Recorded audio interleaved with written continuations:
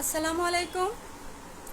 প্রতিভা প্রকাশ আয়োজিত কবি কণ্ঠে কবিতা পাঠে আজকে আমি মাহফুজা অনন্যা আপনাদের সামনে এসেছি। সবাই যারা আমাকে দেখছেন শুনছেন অধীর আগ্রহে বসে আছেন তাদের সবাইকে আমার আন্তরিক শুভেচ্ছা ও সালাম। আশা করি সবাই ভালো আছেন। আমি আজকে আমার যে প্রকাশিত 4টি বই আছে সেই বইগুলি নিয়ে আপনাদের সামনে কথা বলবো কিংবা কবিতা পাঠ করব। আমার প্রথম প্রকাশিত বই সোনালী অসুখ। সোনালী অসুখ বই থেকে আমি প্রথমেই একটি কবিতা শোনাচ্ছি আপনাদেরকে। অর্থাৎ যে কবিতাটির নামানুসারে বইটির নামকরণ হয়েছে সোনালী অসুখ, আমি ঠিক সেই কবিতাটি আপনাদেরকে পড়ে শোনাচ্ছি। আমার কবিতাটি কেমন লাগছে আপনারা যারা শুনছেন অবশ্যই কমেন্ট করবেন। ধন্যবাদ। সোনালী অসুখ। একটি চুমুর তৃষ্ণায় রক্তে ঢুকেছে সোনালী অসুখ, অথচ তোমার ঠোঁটেই জ্বলতে দেখেছি সে জহরত। মহাপ্লাবনে ভেসে যায় বেহুলা স্বপ্ন, লক্ষিন্দরের সরব উপস্থিতি বিরোধী কিংবা মসনদীর পাতানো খেলায়। কে বলে পৃথিবীতে বেহেশত নেই? আমার বেহেশত লুকিয়ে তুমি হয়েছ সর্বোত্তম বেহেশতের হেফাজতকারী। কে বলে পৃথিবীতে দোজক নেই? এ পৃথিবীতেই হাবিয়ার ফুলকিতে সিদ্ধ হয় কলিজা। পৃথিবীই একমাত্র নরক যার বুক রৌরবে ঢেকে যায় জীবনের ফসিল রাত্রি। ধন্যবাদ সবাইকে। আমার প্রথম প্রকাশিত বই সোনালী অসুখ বইটি 71 প্রকাশনী থেকে 2019 বইমেলায় প্রকাশিত হয়েছিল। বইটিতে সর্বমোট 72টি কবিতা আছে। এই 72টি কবিতার মধ্যে বেশিরভাগই মিষ্টি প্রেমের কবিতা। আমি বলতে চাচ্ছি যে কে না প্রেম পছন্দ করেন, প্রেমের কবিতা কে না পছন্দ করেন। সবার জীবনকে ঘিরে থাকেই প্রেম কিংবা ভালোবাসা যাই বলেন, সেটা কেন্দ্রিক বেশিরভাগ কবিতাই সোনালী অসুখের বেশিরভাগ কবিতাই প্রেম কেন্দ্রিক। অর্থাৎ আপনারা যারা এই বইটি পাঠ করেছেন তারা সবাই তৃপ্ত হয়েছেন। আমাকে অনেকেই জানিয়েছেন এ পর্যন্ত, আমার বন্ধুরা কিংবা শুভাকাঙ্ক্ষীরা। আর যারা নতুন তারা বইটির কবিতাগুলোও পড়তে পারেন যারা প্রেম পছন্দ করেন। ধন্যবাদ সবাইকে। এরপর আমি আসব আমার দ্বিতীয় কাব্যগ্রন্থ থেকে একটি কবিতা। দ্বিতীয় কাব্যগ্রন্থের নাম কামার্তনগরের কামিজ। কামার্তনগরের কামিজ বেহুলা বাংলা 2019 বইমেলায় প্রকাশিত হয়েছিল। এখানেও 72টি কবিতা আছে। এখানে সমসাময়িক দেশ, জীবনবোধ, প্রেম, তারপরে নাগরিক জীবনের যে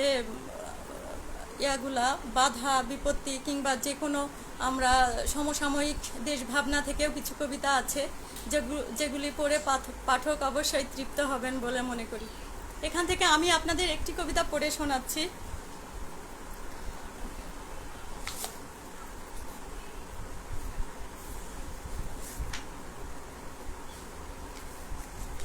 কবিতাটির নাম হচ্ছে মাছরাঙা মন। বিবিধ জ্বরে আক্রান্ত জ্যোৎস্নার গান, কার্যকর উপশম খোঁজে সুগন্ধি নদী। বিপুল খরায় বিপন্ন মেছো জীবন, তরল বাসনারা উকি মেরে ফিরে যায় পলকে। মাছরাঙা মনে বিপুল সংশয়, মেঘেরা হাসে না যখন তখন, ঢলে ঢলে পড়ে না জলকণারা। দুষ্টু বাতাসে ওড়ে দুরাশার চিল, জলজ বুকে ঘুমায় রক্তের নাফ নদী। হৃৎপিণ্ডে ভালোবাসারা নির্বাক রোহিঙ্গা, 51বর্তী আকাশের পেট চিরে পৃথিবীতে নেমে আসে আগুনের ফুলিকি। ধন্যবাদ যারা শুনছেন, অনেকেই আমার সাথে যুক্ত হয়েছেন। আমি খুবই খুশি হয়েছি।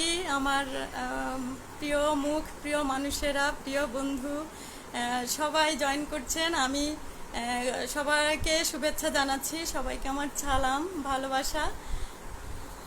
ধন্যবাদ সবাইকে দেখার জন্য।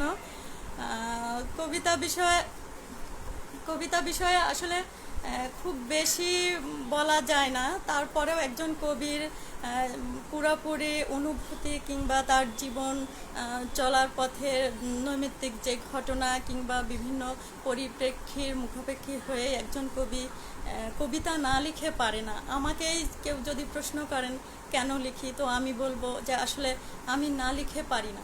না লিখলে হয়তো আমার এমন একটা পরিস্থিতি আসবে যেখানে আমি আর বেঁচে থাকবো না। কবিতা লিখে আমি আমার জীবনের স্বাদ গ্রহণ করি, কবিতা লিখেই আমি বেঁচে থাকি। কবিতা লিখতে পারি বলেই সুন্দরভাবে আজকে আপনাদের সাথে কথা বলতে পারছি, হাসতে পারছি। কবিতা না লিখলে হয়তো আমার জীবনটা মৃত হয়ে থাকতো, আমি হয়তো মরা মানুষের মতোই হয়ে থাকতাম। ধন্যবাদ সবাইকে। এখন আমি আপনাদের জন্য আরও একটি কবিতা নিয়ে আসছি। যদি ভালো লাগে আমাকে জানাবেন, অবশ্যই খারাপ লাগলেও জানাবেন, তাতে কোনো সমস্যা নাই। কারণ খারাপও লাগতে পারে, কারণ লাইভে সব কিছুই যে খুব সুন্দর পরিপাটি হবে বা হচ্ছে এরকম না, অনেক এলোমেলোভাবেই হয়তো হচ্ছে, অনেক সুন্দর করে গুছিয়েও হয়তো বলতে পারছি না। তারপরেও সবাইকে অনেক অনেক ধন্যবাদ। সবাই দেখছেন, আমাকে উৎসাহ দিচ্ছেন, আমি খুবই খুশি, খুবই খুবই আপ্লুত, খুবই আনন্দিত। এবং নাভির কান্না থেকে একটি কবিতা পড়ছি। কবিতার নাম সংশয় চিহ্নে আঁকি। অসুস্থ জীবন, মনে মেস্তার গাঢ় অন্ধকার, উপেক্ষার ক্ষতে ক্রোধেরা উপশম মলম নিয়ে হাজির হয়। ওসব কিছুই ভালো লাগে না। চতুর বাসনার প্রতিপত্তি চিনিনি বলে তুই ছেড়ে গেছিস কবে। তুমিও হারিয়ে গেছো সুদূরের পাখি, আপনারা কেউ আমার পাশে নেই। পরকীয়ার মতো শুধু কবিতা পিছু ছাড়েনি, কবিতা আমার গলার ফাঁসে আটকে রেখেছে, ঝুলিয়ে রেখেছে শব্দের শূন্য স্রোতে। দুলছি উত্তর দক্ষিণে, একার আকার ও কিছু মায়াময় চিহ্নের প্রাচীরে। বয়স পেরিয়ে যাচ্ছে, অসুস্থতা ও অন্ধকার নিত্য সঙ্গী আমার। গাঢ় রাতের মেছো বাজারে অবসন্ন বাসি বুক নিয়ে সংশয় চিহ্নে আঁকে জীবনের অপচয় রেখা। দূরে বসে দু একটি বিড়াল হা হুতাশ করে, পচা বাঁশিরও বিক্রি শেষ রাত গভীরে। ধন্যবাদ সবাইকে। কবি পরিচয় শুনতে চাই। নিরুপম ঘোষাল। আমি মাহফুজা অনন্যা, দ্বিতীয় দশকের কবি হিসেবেই পরিচিত।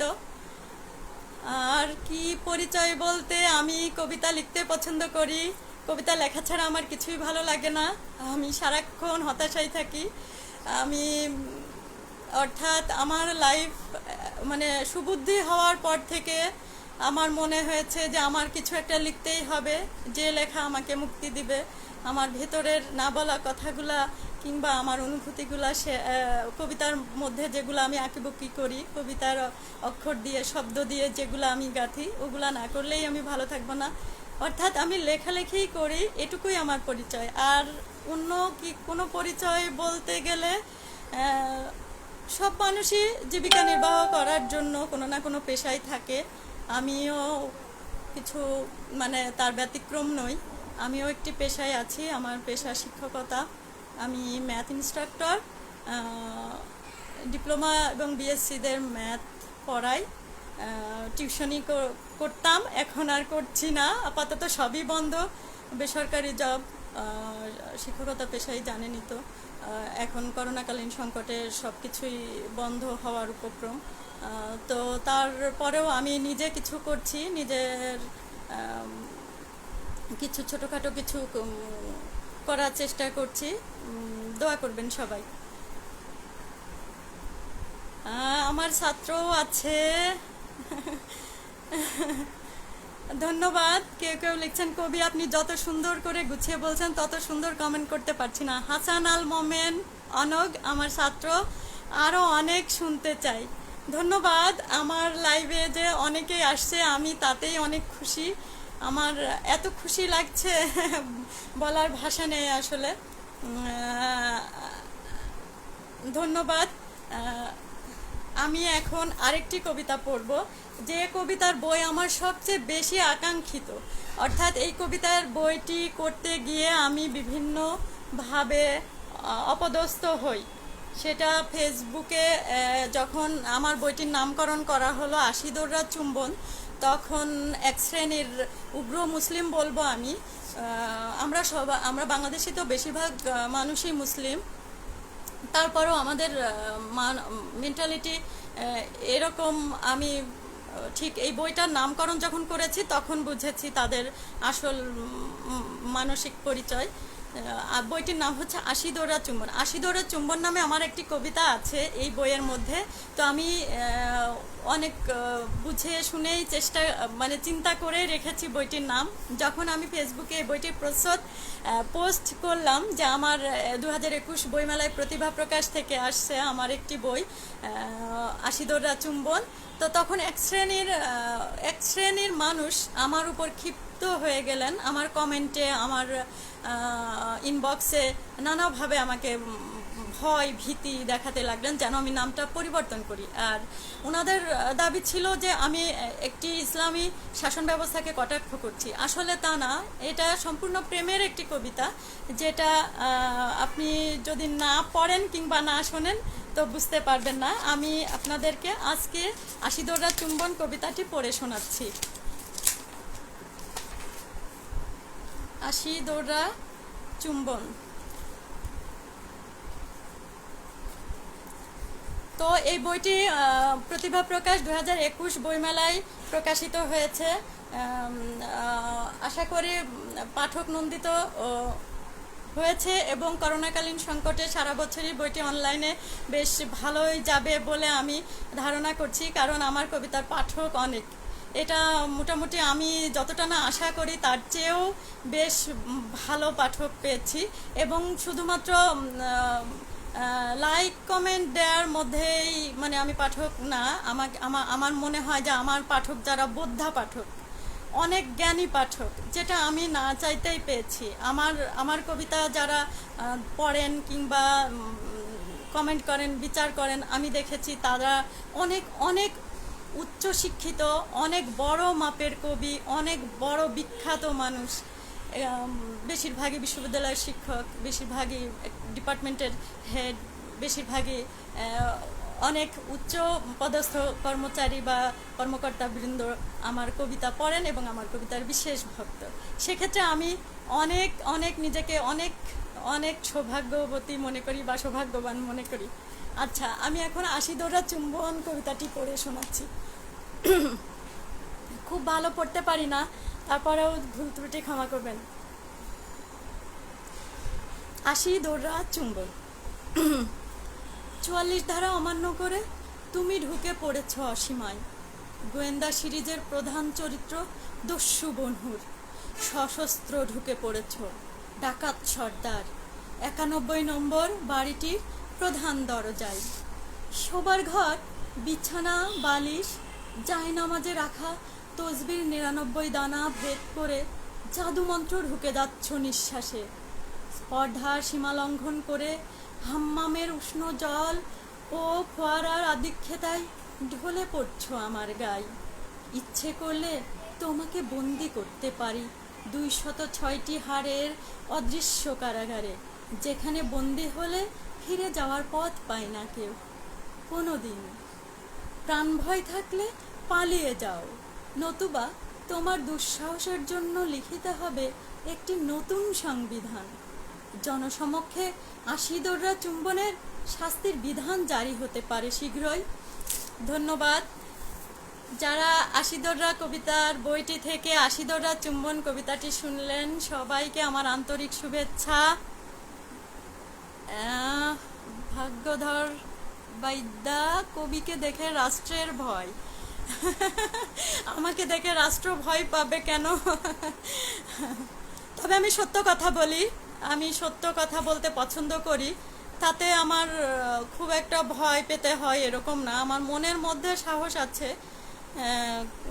মোটামুটি সমসাময়িক বিষয়গুলি নিয়ে আমি কবিতা লিখতে পছন্দ করি। অনেকেই যেগুলো এড়িয়ে যান, অনেক বড় বড় কবি আছেন, রাষ্ট্রের মধ্যে অনেক বিশৃঙ্খলা হচ্ছে কিংবা যে কোনো বিষয় নিয়ে কথা বলতে ভয় পাচ্ছে, আমি সেগুলা চিন্তা করি না। আমি চিন্তা করি যে আমি আমার লেখার মধ্যে যদি এই বিষয়টা রাখতে পারি তাহলে আমার কবিতা সময়ের কথা বলবে।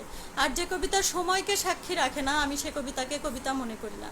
আমার দুটো বিষয় মনে হয়, কবিতার মধ্যে দুটো বিষয় থাকতেই হবে, একটা সময়, একটা জীবন বা জীবনবোধ। আমি এমন কিছু উপলব্ধি করব যে আমার জীবনের সাথে আপনার জীবন, অনেকের জীবন মিলে যাবে, জীবনের কথাগুলো মিলে যাবে। ঠিক সেটাকেই আমি মনে করি কবিতা। অর্থাৎ সময় থাকতে হবে, সময়ের সাক্ষী থাকতে হবে কবিতায়, জীবন এবং অফুরন্ত জীবনবোধ থাকতে হবে। ধন্যবাদ সবাইকে আমার সাথে থাকার জন্য। আমি আবারও ফিরে আসছি আমার প্রথম বই সোনালী অশোকে। সোনালী অশোক থেকে আমি আরেকটি কবিতা পড়ব।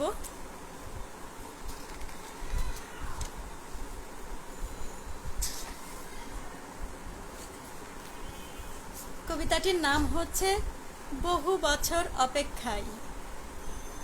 1 কোটি বছর হয় ভালোবাসাহীন, খা খা গুমট বুকের আভয়। বহু বছর নির্বাসনে আছি, একলা অথই সমুদ্রে কিনারাবিহীন। বহু বছর তৃষ্ণার জলবিহীন, 1 কোটি বছর হয় এলোমেলো। চিঠি আসে না বহু বছর, ডাক হরকরা ডাকে না কোনো নাম। পথ হারিয়েছি বহু বছর, আমি বহু বছর ঠিকানাবিহীন। 1 কোটি বছর হয় আমি ক্লান্ত, কঠিন অসুখ বুকের ভেতর। বহুদিন হাঁটা নেই পুরনো প্রাসাদের পথে, বহু বছর আমি নিখোঁজ তোমাদের শহরে। আমি বহু বছর নিদ্রাহীন, 1 কোটি বছর হয় অপেক্ষায়। বহু বছর অভিমান করে আছি, বহু বছর কপাল ছোঁয়নি কেউ। বহু বছর কপাল ছোঁয়নি কেউ, 1 কোটি বছর হয় কেউ দেখেনি কতটা অসুখ জমেছে সর্বাঙ্গীন। ধন্যবাদ সবাইকে। সোনালী অশোক বই থেকে আরও একটি কবিতা পড়লাম, বহু বছর অপেক্ষায়। কেমন লাগছে জানালে খুব খুশি হব। ধন্যবাদ। ধন্যবাদ সারা দেশে ছড়িয়ে ছিটিয়ে থাকা লেখকদের পরিচিত করে তুলতে প্রতিভা প্রকাশের বিষয়। হ্যাঁ, এই বিষয়ে আমি একমত। কবি এবং শিশু সাহিত্যিক এবং উনার সম্পাদক এবং প্রকাশক মঈন মুরসালিন, উনার অনেক উন্নত চিন্তার প্রতিফল এটা যে উনাকেই একমাত্র প্রকাশকদের মধ্যে এরকম একটি বিশেষ আয়োজন উনি করতে পেরেছেন বা উদ্যোগ নিয়েছেন, বা অলরেডি আজকে আমার যে পর্বটি হচ্ছে সেটি হচ্ছে 153 পর্ব। মানে এটা একটা বিশাল ব্যাপার মনে হয় যে সারা দেশের কবি লেখকদেরকে একটা প্রকাশ হওয়ার কিংবা নিজের বইগুলি নিয়ে কথা বলার একটি প্ল্যাটফর্ম, এটি প্রতিভা প্রকাশ।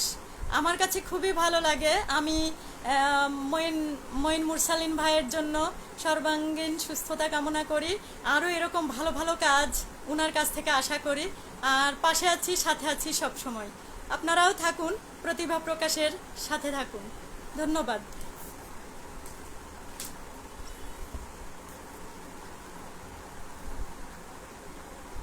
এবার আরও একটি কবিতা নিয়ে আসছি আমার দ্বিতীয় কাব্যগ্রন্থ কামার্তনগরের কামিজ থেকে। কামার্তনগরের কামিজ থেকে আরও একটি কবিতা।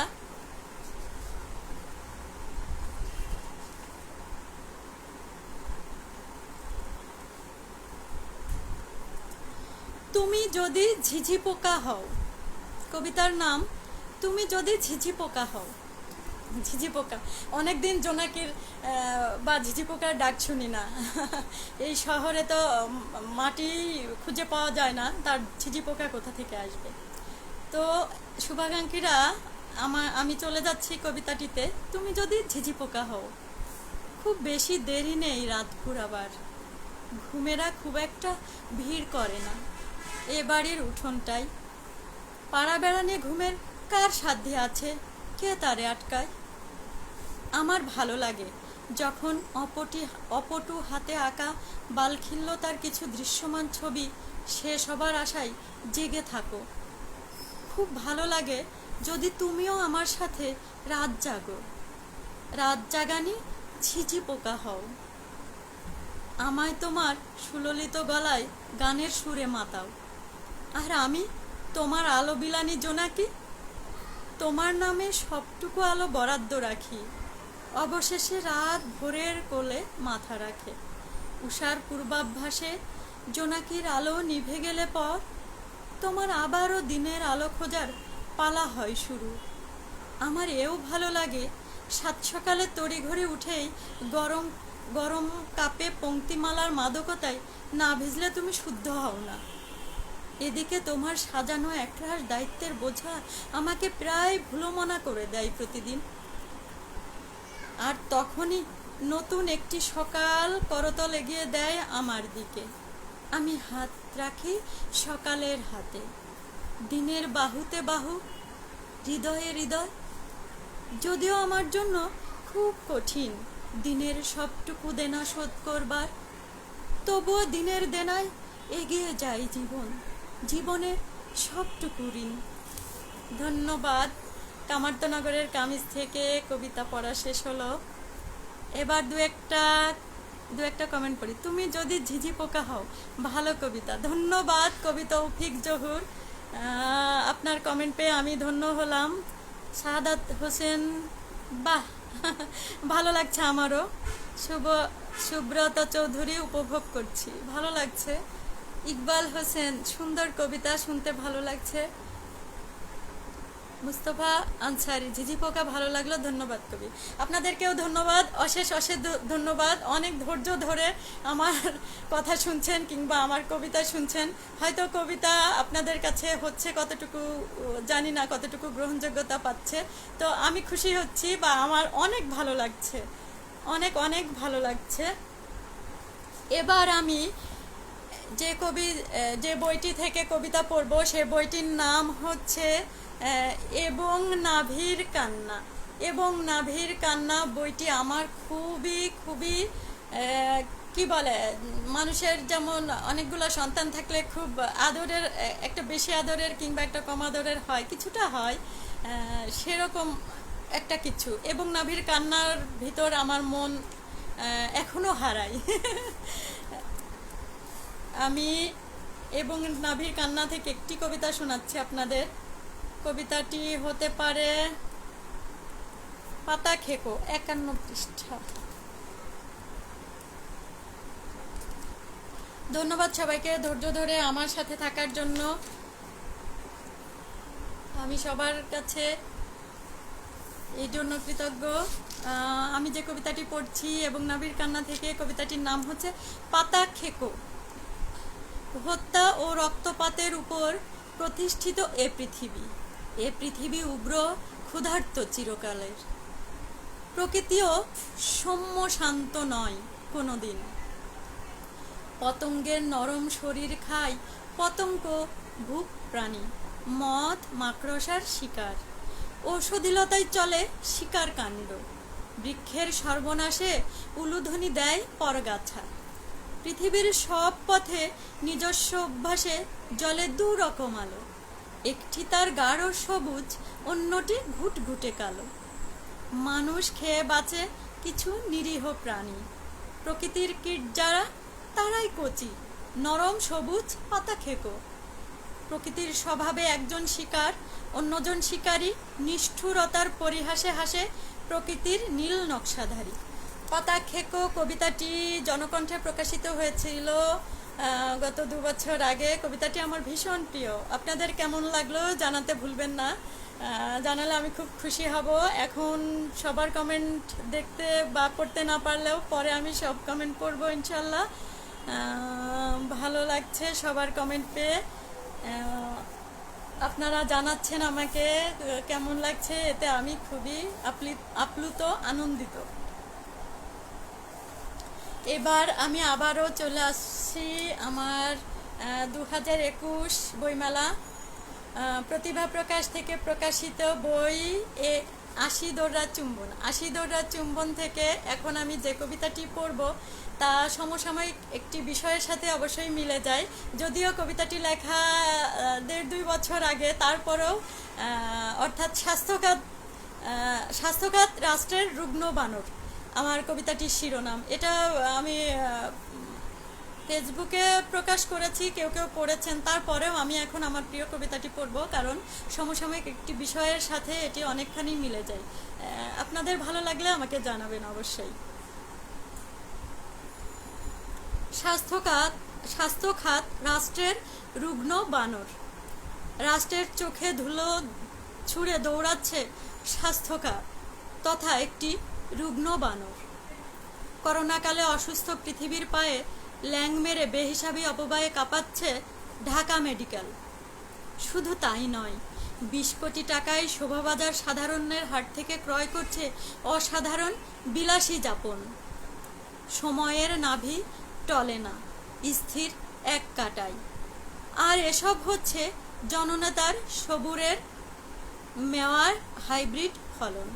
শুনছি আমার জন্মভূমি কুষ্টিয়াতে প্রতি বছরের মতো এবছরেও কলার বাম্পার ফলন হয়েছে, কিন্তু রাষ্ট্রের মগডালে বসে ঝিমানো রুগ্ন বানরটির লেজ ধরা খুবই কঠিন। ধন্যবাদ সবাইকে। কেমন লাগলো জানাবেন। যদি ভালো লাগে তাহলে আরও একটি কবিতা পড়তে পারি।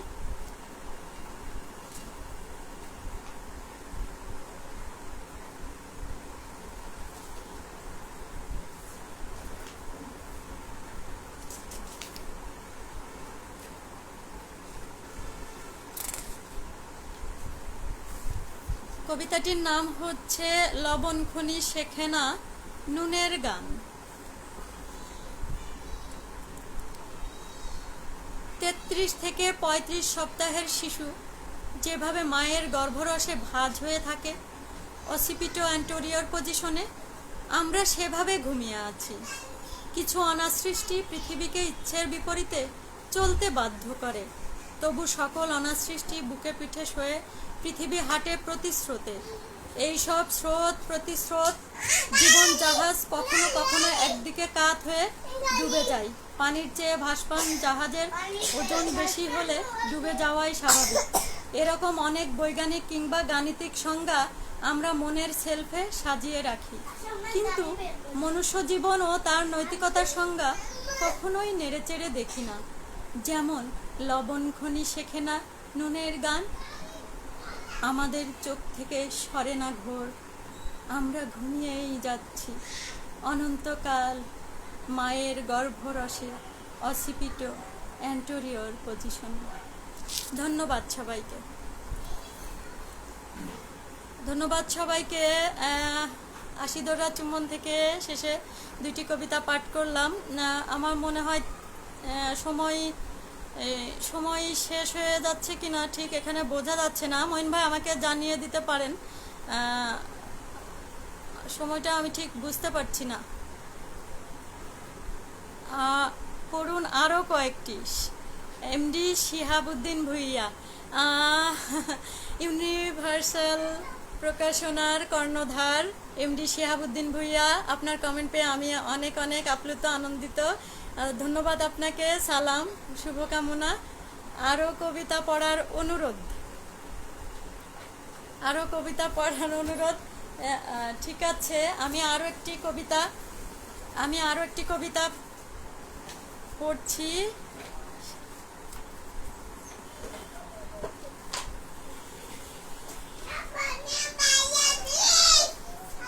কবিতাটির নাম হচ্ছে সোনালী অশোক থেকে অদম্য ইতিহাস।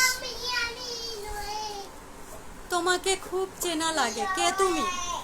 কত মহাকাল পরে ফিরে এসেছো। তোমার এক হাত বাইসনের মুন্ডু রাখার ভঙ্গিমা, দুখানি পা রক্তের ভেতর নৃত্যরত যেন। তুমি কি ইতিহাস হবে? প্রারম্ভিকায় দাঁড়িয়ে কে তুমি?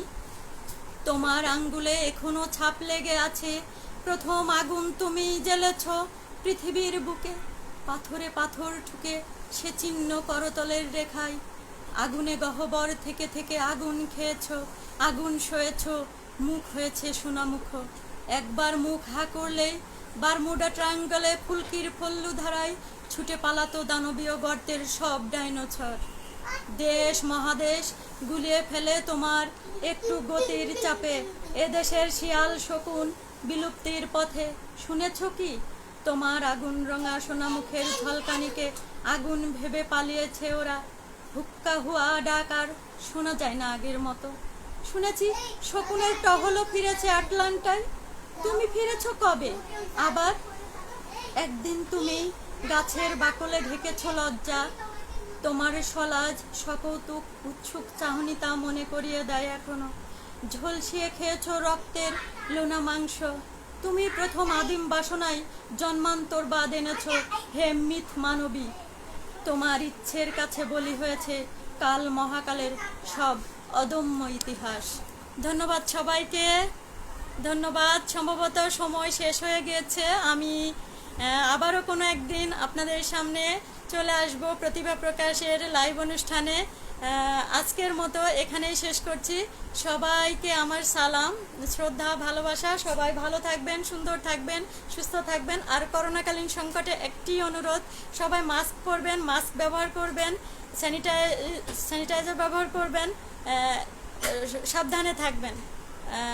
ভয় নয়, জয় করতে হবে, কিন্তু সেটা সাবধান থেকে। সবাইকে ধন্যবাদ, ধন্যবাদ সবাইকে। আসসালামু আলাইকুম।